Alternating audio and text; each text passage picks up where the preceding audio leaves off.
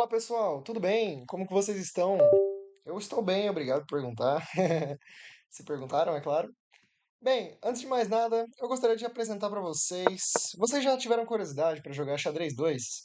Pois é, eu talvez não tenha exatamente o nome Xadrez 2, mas essa é a proposta do xadrez de quatro pessoas. Eu gostaria de apresentar eles para vocês, se vocês me permitirem.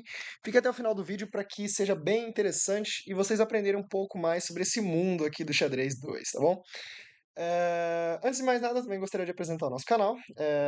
Eu e o Davi, né, somos jogadores de xadrez casual, né? A gente não tem nada de profissional neles, mas a gente tem um rating até que legalzinho. E a gente gostaria de apresentar essa nova modalidade para vocês. Fiquem até o final do vídeo que vai ser bem interessante, tá, gente? Bem, antes de mais nada, o que é o xadrez de quatro pessoas? Basicamente, como o nome próprio já diz, é xadrez, né? É xadrez, só que quatro pessoas estão aqui para disputar um checkmate, né? Vai deixar um pouquinho mais complexo, né? O xadrez já é complexo por si só, mas aqui ele vai ficar cada vez mais complexo, né? E, bom, o que que consiste, né, o xadrez? Basicamente, eu espero que você já saiba, né, o movimento das peças. Cavalo anda em L, bispo anda nas diagonais, peão pode andar duas casas ou uma na primeira, dama anda para todos os lugares, torre para frente, ocupa as colunas, né?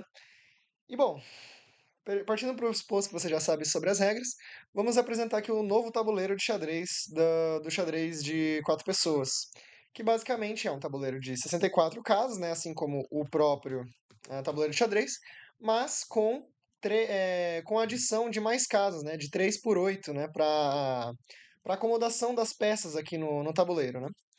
E diferente do xadrez convencional, onde as peças são brancas e negras, aqui a gente vai ter vermelho, azul, amarelo e verde, né? Nas quais, no modo Teams, né, que a gente tem o modo Free for All também, né, que você joga disputando contra as pessoas sozinho. Mas eu acho bem mais divertido o Teams, né? Que é o vermelho e o amarelo, e o azul e o verde, né? O vermelho e o amarelo sendo representado pelas brancas e o azul e o verde sendo representado pelas negras, certo?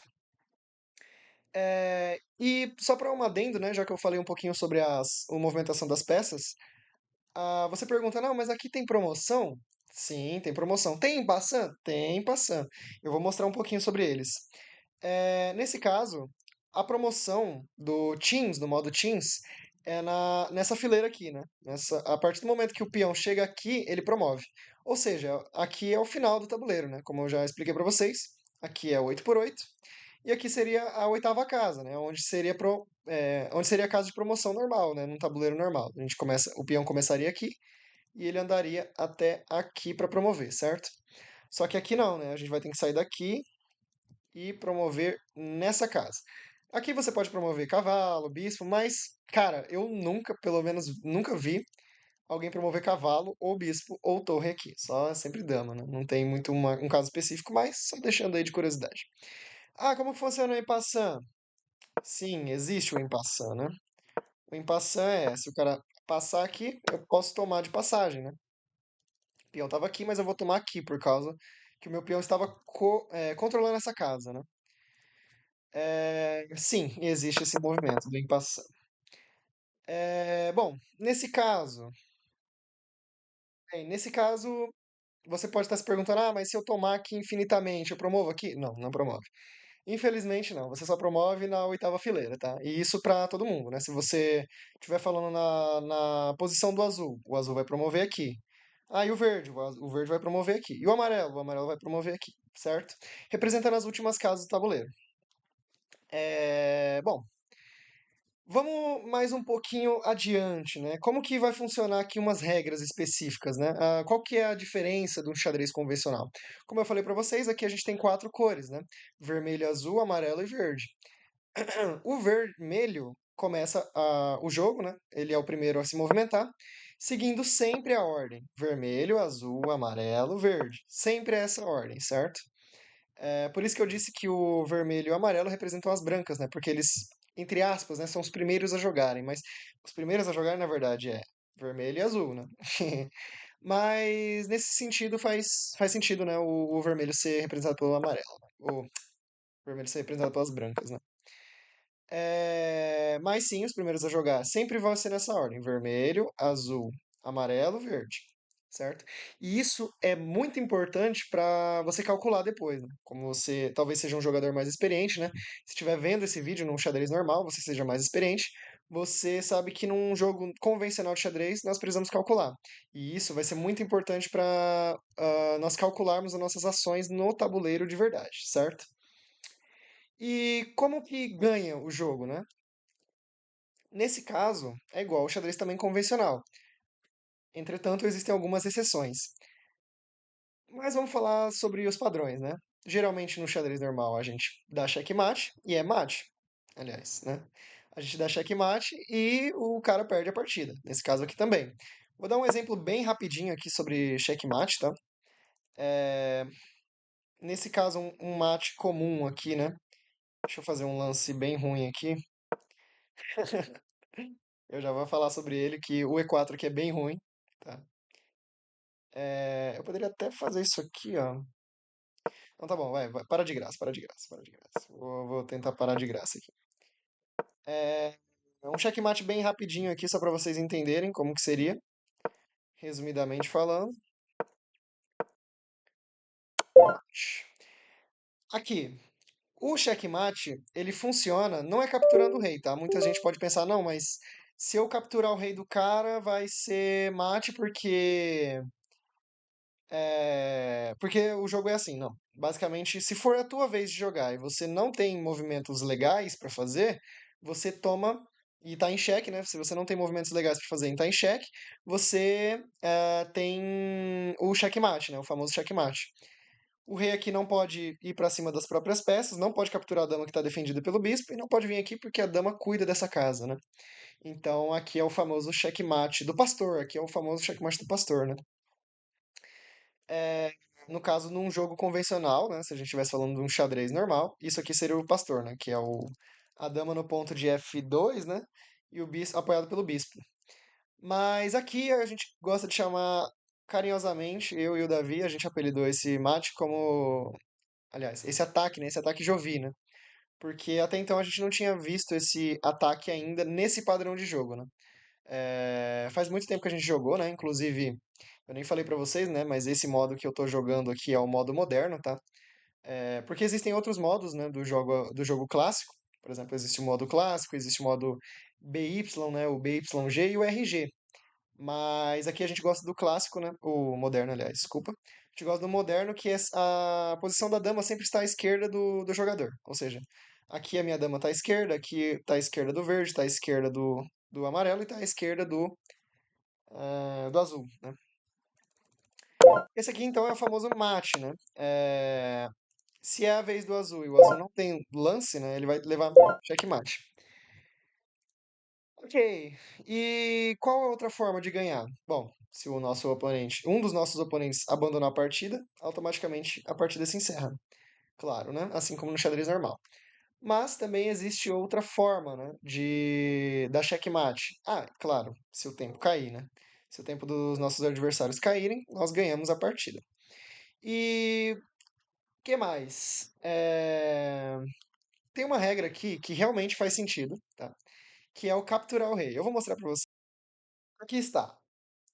Sim, eu forcei bastante a posição, tá? Mas é só para vocês entenderem que agora é a vez do amarelo. O amarelo vai descobrir o cheque.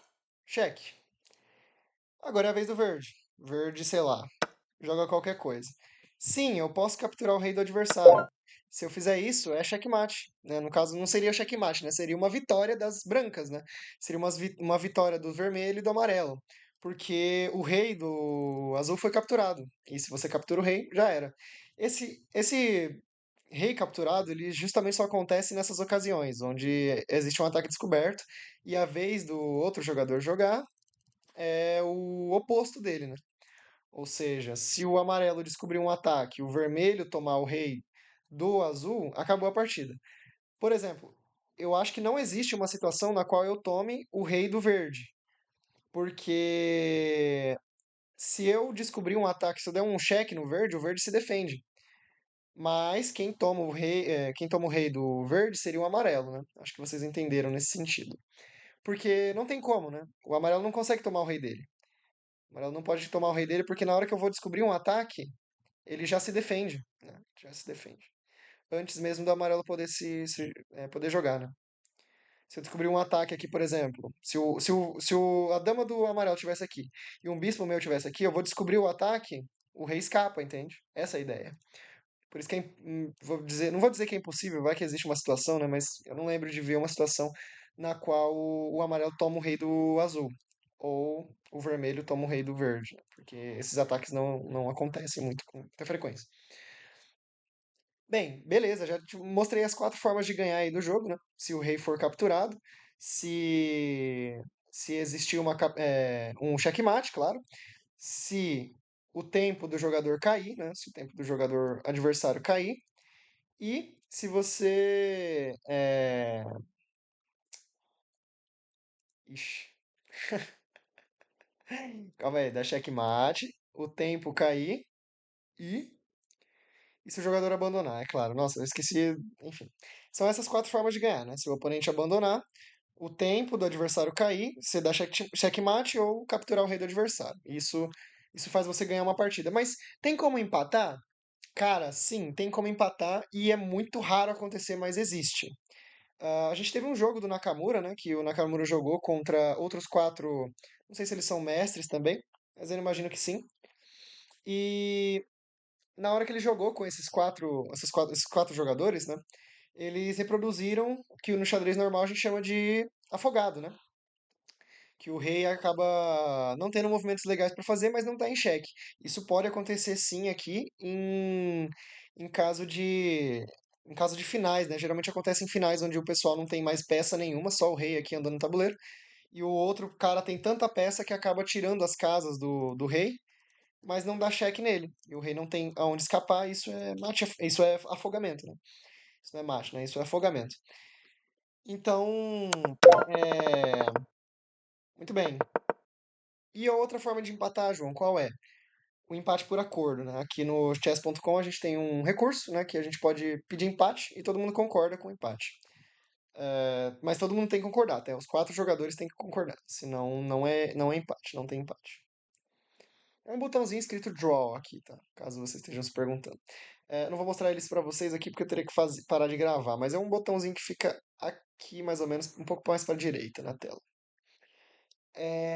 Bom, eu acho que eu mostrei já as principais regras para vocês e agora eu gostaria de dar uma introduçãozinha básica, bem básica, porque se você já jogou esse jogo pela primeira vez, você percebeu que você perdeu a partida em uns três lances, né? Pois é. Isso acontece porque geralmente as pessoas acham que estão jogando xadrez normal. Como eu já falei para vocês, aqui não existe, aqui não é xadrez normal.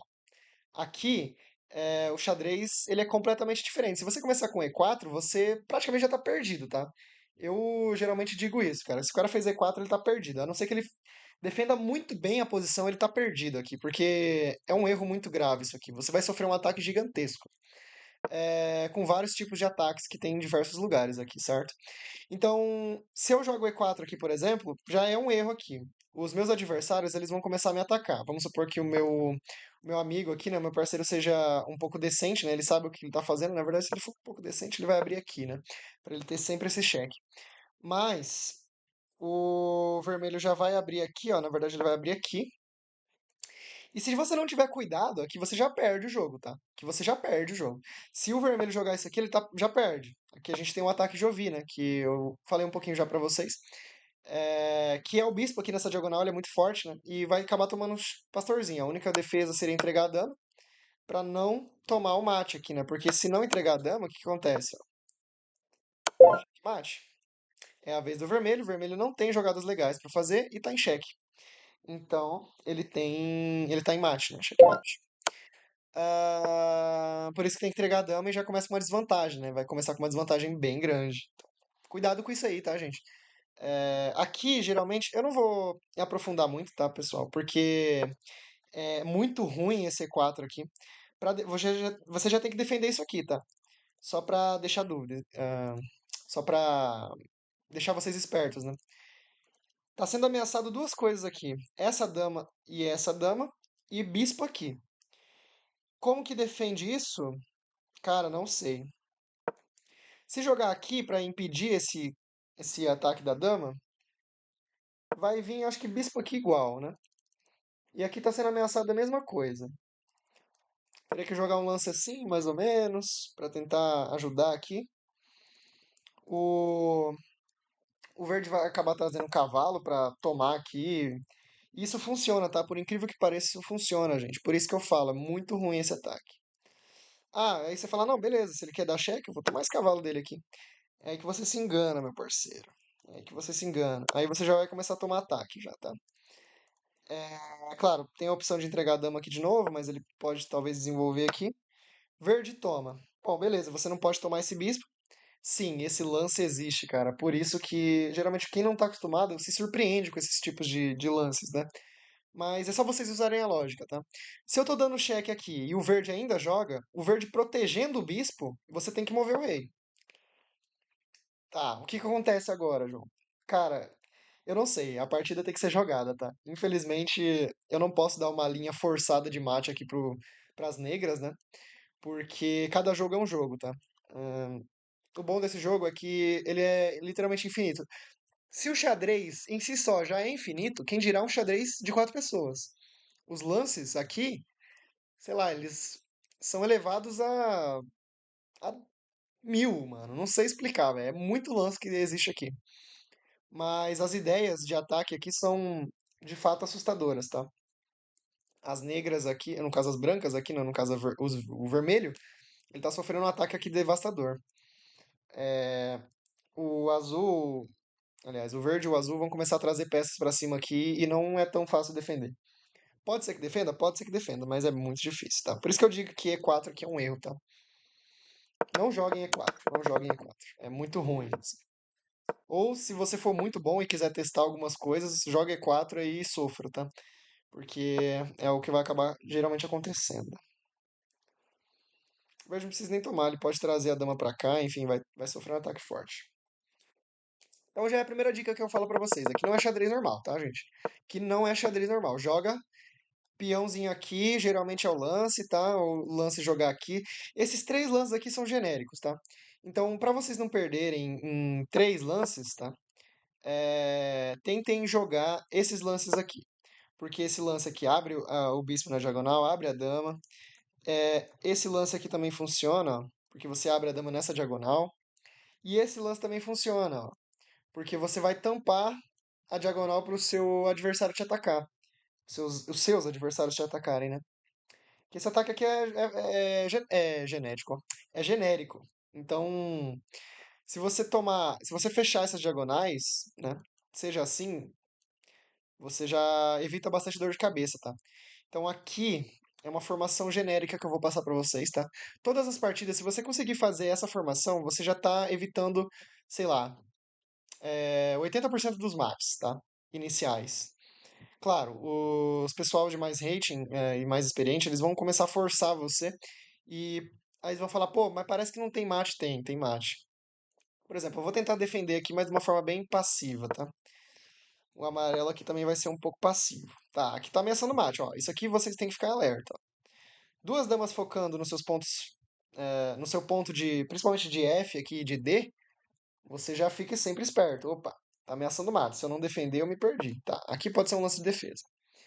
Muito bem, só que daí o azul tira a dama. Ok, azul tira a dama, o amarelo também. Vou fazer isso aqui. É, o verde também. Acho que o verde nem precisa tirar a dama por enquanto. Ele vai abrir a diagonal aqui. Aí você fala, ah, beleza, velho, tô de boa, tô saudável aqui, tô saudável. Vou jogar aqui. Aí o azul joga lá, assim. Aí você fala, ah, tá, aqui tá defendido, tá suave, né? Beleza, ok. Amarelo joga, sei lá, velho, qualquer coisa, mano. Vou jogar qualquer coisa. Vamos supor que o amarelo seja meio burrinho também. O verde vai acabar tirando a dama. Beleza. Agora eu acho que eu vou começar a desenvolver minhas peças. Tá mais tranquilo, né? Vou jogar cavalo aqui, porque geralmente é uma ideia, né? Jogar cavalo aqui pra jogar cavalo ali. E o amarelo também, né? Vamos supor. Tipo, isso eu vou explicar em outros vídeos, tá, gente? Por favor, sejam mais pacientes comigo. Isso é um xadrez muito complexo, eu não posso explicar tudo num vídeo só. Mas confia em mim, isso aqui é uma ideia temática, tá? Parece loucura, mas é uma ideia temática. Azul por enquanto espera. Não, beleza, vou atacar aqui o. Vou atacar aqui esse ponto do amarelo pra ele não tirar o bispo tão cedo, né? Amarelo vai tirar o cavalo pra cá. Verde vai jogar aqui. Tá bom. Essas duas damas aqui estão centralizadas, mas tá tudo certo, né? Por enquanto tá tudo certo. Vou jogar aqui. É aí que você se perdeu. A Azul tem um lance que é ridículo, cara. É ridículo. Esse lance é muito sacana, tá ligado? É um lance traiçoeiro que eu queria mostrar pra vocês também, tá? Aqui tem uma ideia de sacrificar a dama também pro verde, tá? Isso pode acontecer, mas vamos supor que o amarelo seja bem inocente também, né? De até tampar a diagonal aqui. E falar, não, beleza, eles entregaram a dama, tá suave. O verde vai lá e toma aqui. E isso é mate, gente. Isso aqui é mate. Isso aqui é outro padrão de mate interessante pra vocês saberem, tá? Inclusive, se o azul tivesse aqui, ele poderia até tomar aqui. Então, assim, esses pontos aqui são muito vulneráveis. Por isso que uma peça aqui ajuda muito. Eu não sei se eu falei já nesse vídeo, mas uma das formações também genéricas para você se defender, eu vou falar um pouquinho mais sobre o vídeo de Pastorzinho, né? O ataque de Ovi e o Pastorzinho, que eu vou fazer um vídeo mais para frente para vocês falando sobre como aplicar esse mate aqui nas pessoas de rating mais inferior, né? Que não tem tanta capacidade de se defender por enquanto, né? Mas que vão acabar aprendendo de tanto tomar, né? Eu e Davi foi o mesmo caso. Mas como tentar aplicar esses mates, né? E até em partidas mais avançadas, né? Como acabar forçando esse mate, ou como ameaçar bastante o seu adversário com esse simples ataque, né? Então, uma peça aqui resolveria bastante a vida das negras, né? Fazer bispo aqui, ou cavalo aqui, ou dama aqui, porque isso impede, né, as ligações desses pontos e as damas não vão se defender, né? Porque a ideia do mate em si é uma dama dar cheque e ao mesmo tempo defender a outra. Essa é a ideia. Isso corta tudo, porque além de atrapalhar os cheques, vai atrapalhar a defesa da própria dama. Mas cuidado, tá? Aí você fala, coloca uma peça aqui e fala, opa, defendi. Pois é, não defendeu, né? Não defendeu, inclusive perdeu a partida, né? Então assim, não defendi. Nem sempre isso acontece, tá? Então sempre fiquem atentos nessas ideias, tá? A última dica que eu quero dar para vocês é cálculo. Eu quero que vocês aprendam a dar uma calculada direito. Pode parecer óbvio que eu falo, não, vermelho joga primeiro, azul joga primeiro, amarelo joga primeiro e verde joga por último. Só que, às vezes, nós mesmos esquecemos disso na partida. Por exemplo, às vezes vocês vão ver as partidas, né, que eu tô jogando com o Davi, às vezes a gente fala assim, opa, eu vou jogar aqui. Davi, eu vou jogar aqui, e daí você joga aqui, e daí eu jogo aqui, e daí você joga ali. Cara, não é assim. Azul joga também, verde joga também, entendeu? Eu muitas vezes vou esquecer desses lances, né? Mas sempre que vocês forem calcular alguma coisa, tentem ver o melhor lance pro azul e pro verde, tá? Que isso vai ajudar bastante vocês a errarem alguns cálculos e ataques, né? Porque geralmente a gente perde pro ataque, tá? Geralmente aqui nesse jogo, quem ataca errado primeiro perde, tá? Mas é isso, né? A não ser que seja decidido no xadrez depois, né? Mas geralmente quem ataca primeiro errado perde. Mas a vantagem é que quem ataca certo primeiro também ganha. Então, esse é o jogo, gente. Espero que vocês tenham gostado. Espero que eu consegui dar alguns nortes para vocês acabarem jogando um pouco melhor essa partida, porque sim, existem bastantes viciados aqui e bastante pessoas que aplicam esse mate do pastor. E se vocês não tomarem cuidado, aqui o jogo fica bem tenso e vocês perdem poucos lances, tá? Além de ter feito, espero que eu tenha feito, né, vocês entenderem as principais regras e comportamentos nesse jogo. E eu espero que vocês se divirtam muito jogando esse jogo. Deixem aqui nos comentários algum comentário legal, né, que vocês acharem interessante, né, que vocês queiram compartilhar com a gente, com a comunidade em si, né. A ideia é aumentar um pouco mais o número de jogadores desse modo, porque é muito interessante, tá? Muito legal, muito, muito bom. Para jogadores de xadrez que estão exigindo tanto aí um xadrez 2 tá aí, gente, tá aí o xadrez 2. E é isso, pessoal. Espero que vocês tenham realmente gostado desse vídeo. Fiz ele com muito carinho para vocês e vai vir próximos aí. Fiquem nesse canal aqui, por favor, se inscrevam, né? Que eu e Davi a gente vai postar vídeos falando sobre as nossas aberturas, né? Nós jogamos durante muito tempo, né? Alguns anos já esse xadrez. E a gente acabou desenvolvendo algumas aberturas bem legais, que vão dar uma vantagem, né, inicial para vocês, bem bacana. E mesmo se não der vantagem, vocês vão ter uma boa ideia de meio jogo. Isso é muito importante, porque muitas das vezes quem nós perdemos no início da partida. Muitas das vezes aqui o início da partida decide o final já. Então, se vocês querem prolongar um pouquinho mais a- o jogo de vocês, né? Ou quer surpreender aquele amigo, né? Ou quer trazer pessoas novas para jogar xadrez e quer surpreender elas com esses ataques de aberturas, né? Ou tem aquele amigo, oh, vamos jogar xadrez de quatro e pá em você, né? E lá ele, né? Xadrez de quatro. Mas se vocês quiserem surpreender esses amigos aí que já jogam o jogo e já são naturalmente bons, vai ter algumas ideias que são inéditas, tá? A gente não viu isso em lugar nenhum. Isso foi tirado completamente da nossa cabeça. E graças a elas, nós atingimos os 2.000 de rating, né? Eu ainda não atingi, né? Eu tô aqui com 1962, mas a gente tá fazendo a série, né, de 2000 e o Davi já atingiu 2.000 de rating. Isso é completamente possível graças apenas às aberturas, gente. Só as aberturas garantem muitos pontos de rating para vocês.